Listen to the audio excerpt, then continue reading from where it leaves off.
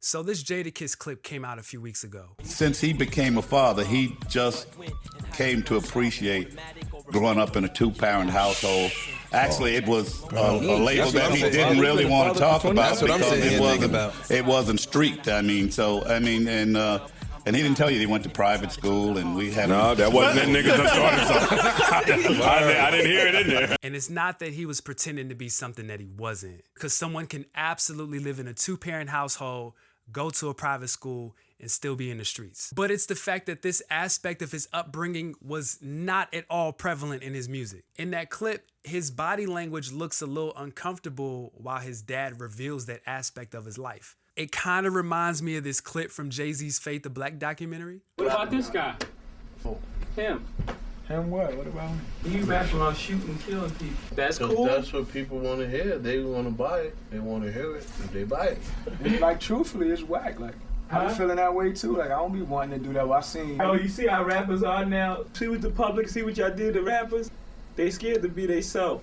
Now, there have always been different styles and communities within hip-hop culture. But the truth is, for many artists, they felt like they couldn't be themselves, and as a result, had to assume an image in order to be successful and sell records. So throughout history, when we've talked about what sells in hip-hop, for the majority of its existence, it's been sex, money, murder. Now, those themes are way bigger than hip-hop. Like, that's America. But when hip-hop culture is popular culture, you cannot ignore or deny the influence. I'll go a step further and say that I don't think that violence in hip-hop is more prevalent today than it's ever been. I've been listening to hip-hop since Schoolie D, PSK, NWA, Straight Outta Compton. You know what I'm saying? Like, it's been there for a long time. However, I will say the violence is more accessible.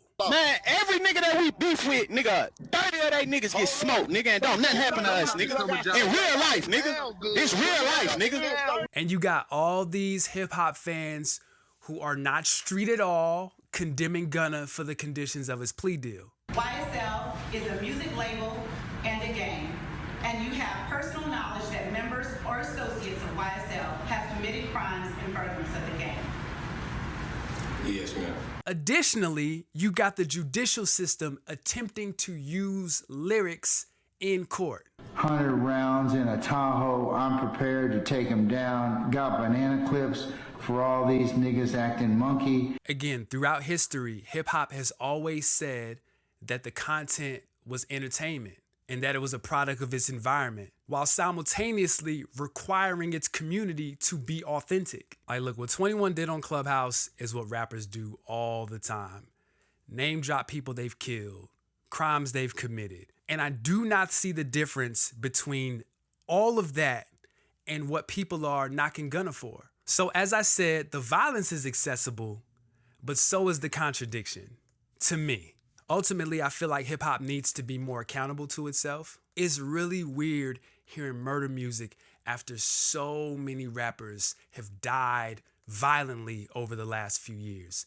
It's particularly weird hearing it since Takeoff died and the circumstances surrounding his murder. Like, yo, I'm hearing murder music from people who knew him and are on record condemning that situation and the people who were involved.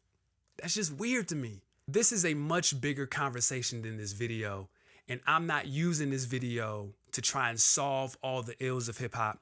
I'm not even using this video to call for an end to violence. You know what I'm saying? However, I do think that asking hip-hop to be honest with itself and to collectively take some responsibility and some ownership, oh, that's definitely feasible.